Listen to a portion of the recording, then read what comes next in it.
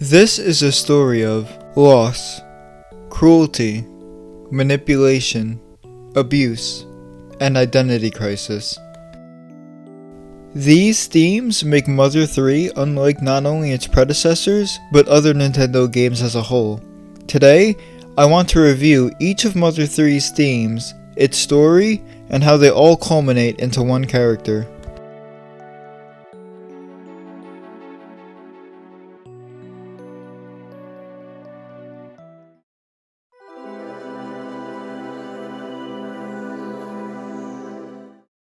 Mother 3 begins with a tragedy.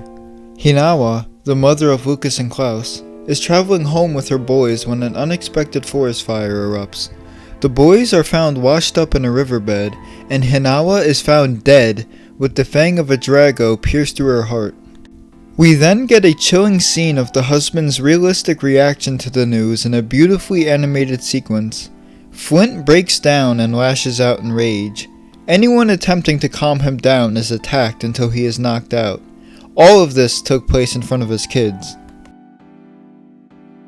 During Hinawa's funeral, Lucas stays to mourn his mother. Klaus, on the other hand, left on his own to confront the Drago that killed Hinawa.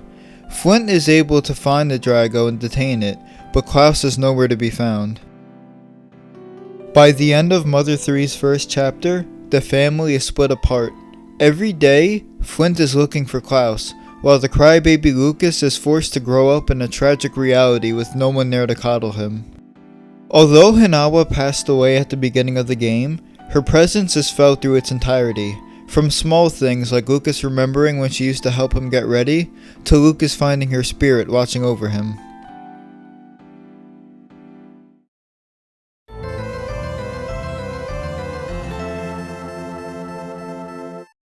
Hinawa's cause of death doesn't make sense to the people of Mother 3. We're shown in the game's prologue that Dragos are peaceful creatures who live alongside humans, so why, after all of this time, did one attack?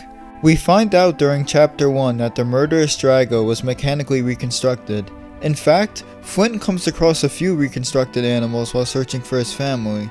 This is the work of the Pigmasks, the same group responsible for causing the forest fire in the first place. The Pigmask army takes creatures like animals and bugs, tears off their limbs, and replaces them with technological enhancements to make them deadly. Or, they just flat out fuse animals together. These reborn creatures are known as chimeras, and they are seen all throughout the game as common enemies to fight. At this point in writing the script, I asked myself, why should this be included in Mother 3? For cool enemy designs? To add something fucked up into the game for the sake of it? I believe the chimeras represent how much humanity takes the world we live in for granted, including all of Earth's inhabitants. Animals to us are a resource. They are either used as a novelty or as a means to an end. Mother 3 does a great job making you feel for these suffering creatures, therefore highlighting the real issues we face in our world. All of this talk about animal cruelty, unfortunately, leads me into the next theme of Mother 3.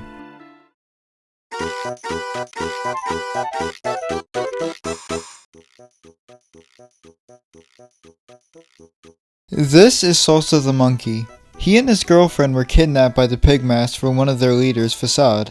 Basically, Salsa would act like Facade's pet in order to help bolster his reputation with the people of Mother 3. Salsa would be fitted with a shock collar and forced to obey Facade's every command. Any type of disobedience or minor inconvenience would result in Salsa being shocked no matter how trivial. If that wasn't enough, the Pigmasks threatened to kill Salsa's girlfriend if he did not obey. Salsa and Facade ventured to Tazmily Village, the central hub of the game. Facade began preaching to the residents about the recent tragedies and what he can offer as a solution, devices known as Happy Boxes. These TV-like devices would keep the residents of Tazmily occupied and numb to the changes happening in the world around them. Those who would deny a happy box, like Lucas and his father, would have their home mysteriously struck by lightning.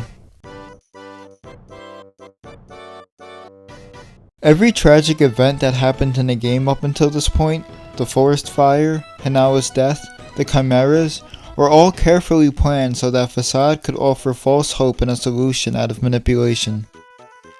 Now, the Pigmasks could begin shaping the world of Mother 3 without resistance. 3 years in the future, we see just how dramatically Tazmily Village changed from a quiet rural town to a bustling suburb. A train takes people to work in a factory, money is introduced as a form of currency instead of bartering goods, and the streets and buildings strangely resemble that of Earthbound. Why the Pigmasks would go for that design is unknown at this point, but through all of their careful manipulation, they now have the world of Mother 3 in the palms of their hands.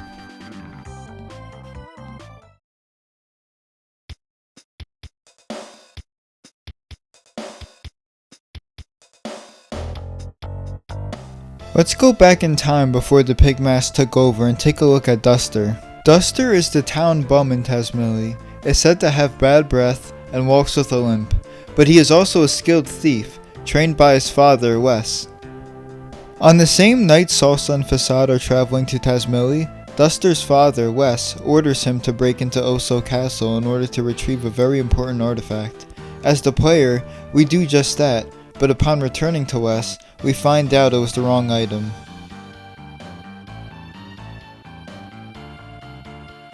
Although this is a rather short talking point compared to the others, I wanted to bring it up because a lot of people grew up with parents who raised their kids through shame.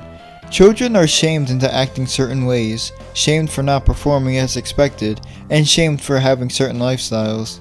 These parents are not evil, but often out of touch with the ever-changing world.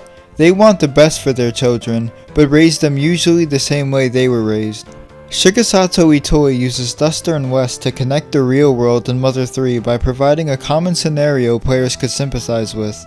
What is presented in the game is cruel, but it's a realistic portrayal of parenting dynamics. Unfortunately, the real world is cruel.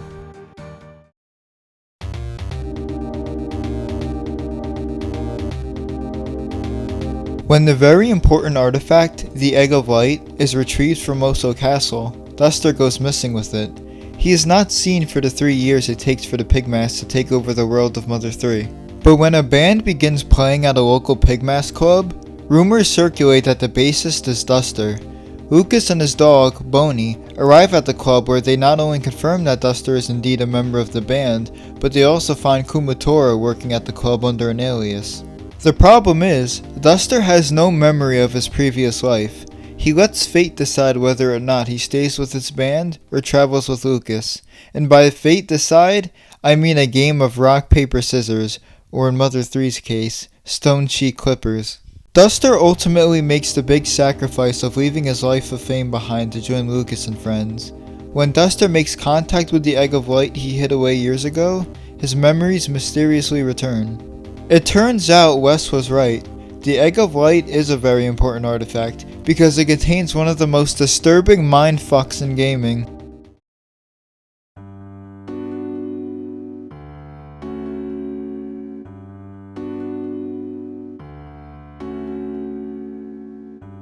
The world of Mother 3 is the only place left in human existence.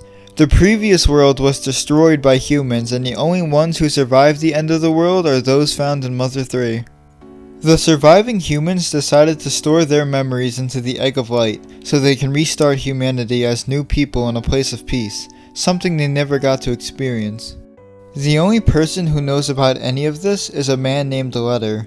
Letter is seen from the beginning of the game as Tazmily Village's bell ringer, but could never speak. By keeping his memories, Letter swore to ensure the secrets of the previous world would never leak out, and by extension, causing history to repeat itself. But that's not all. Isn't it strange that the world of Mother 3 is the only area that survived the end of the world? That's because it's protected by a dragon who sleeps beneath it. The dragon is kept in an eternal slumber by 7 needles, each guarded by 7 beings known as the Magypsies. Whoever pulls all 7 needles will be able to wield the dragon's power and shape the future of the world. And with all of that being said, it's time to return to Lucas and friends and get some much needed answers.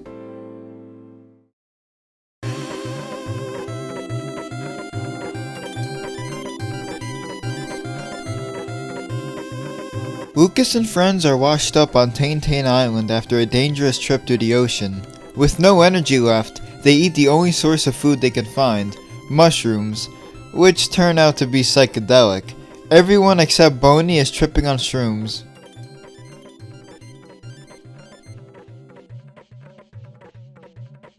They hallucinate enemies as people they know in their life. For example, Lucas sees both Flint and Klaus.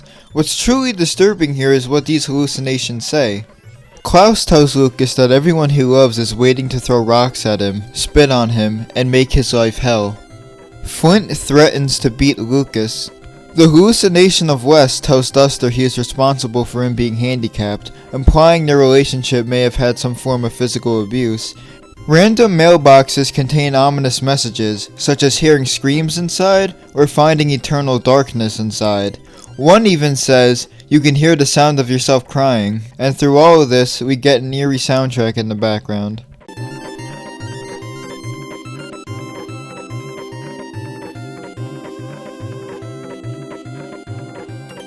I had to mention this part of the game because of how messed up it is. Tain Island preys on the insecurities of Lucas and friends in the most torturous, vulgar way possible. This is one of the areas of the game where you can easily forget Nintendo produced it.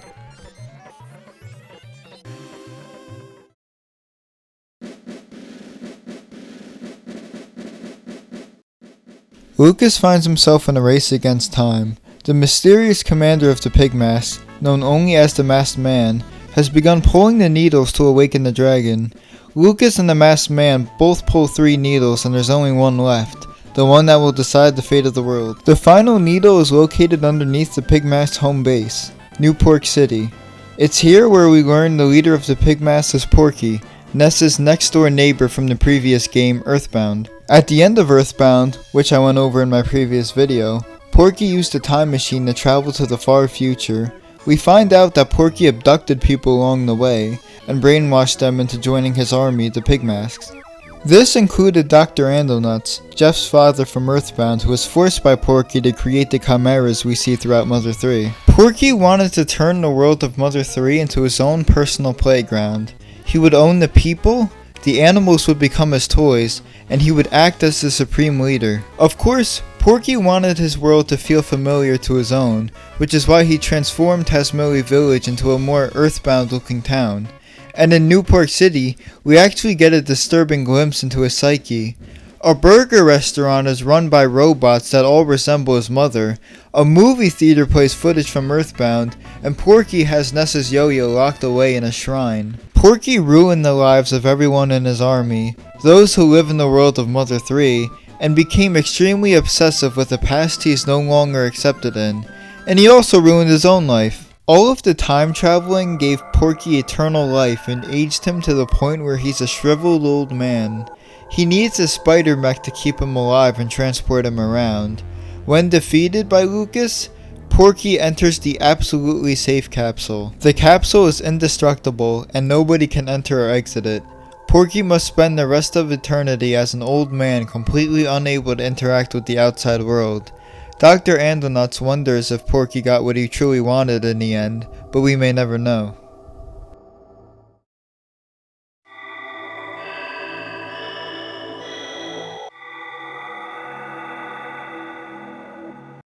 Flint informs Lucas that after all of these years, he finally found his brother Klaus. When Klaus went missing trying to avenge his mother, he was abducted by the Pigmasks and turned into a human chimera, half mechanical, half biological. Klaus, of course, was brainwashed and became Porky's right-hand man. Lucas and Klaus faced off in front of the final needle. Klaus continuously attacks him, but Lucas cannot find it in himself to fight back. The spirit of Hinawa intervenes and eventually causes Klaus to remember who he was. Hinawa asks Klaus to join her, as he must be tired after all of this time. Klaus shoots a bolt of lightning at Lucas that he knows would be reflected, and ultimately ends his own life in Lucas's hands. Lucas pulls the final needle, and allows the world to end once more so that it can be reborn free from any evil influence the previous world might leave behind, thus ending not only Mother 3, but the Mother series as a whole.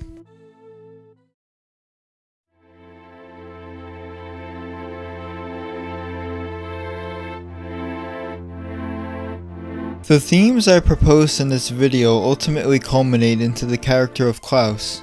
He dealt with loss and in a way became lost himself. He became subject to the cruelty, abuse, and manipulation of the Pigmask army, and he would undergo a major identity crisis that wouldn't be resolved until he was once again reunited with his family. Klaus is an incredibly tragic character, and I find it beautiful how much of Mother 3's true meaning is expressed through him. Mother 3, to me, is Nintendo's darkest game. It provides the right amount of realism for players to become attached to its story, characters, and world. Through its realism, Mother 3 presents the realistic horrors and struggles found in our own real world. What makes Mother 3 so dark, then, is that it holds up a mirror to the real world, provides validation to the feelings we have towards it, and enables the player with strategies to navigate a disturbing reality. That is what makes Mother 3 my favorite game of all time. And of course, this wouldn't be a Mother 3 video without me asking Nintendo to finally release the game outside of Japan. Give the world the opportunity to experience this masterpiece of a game.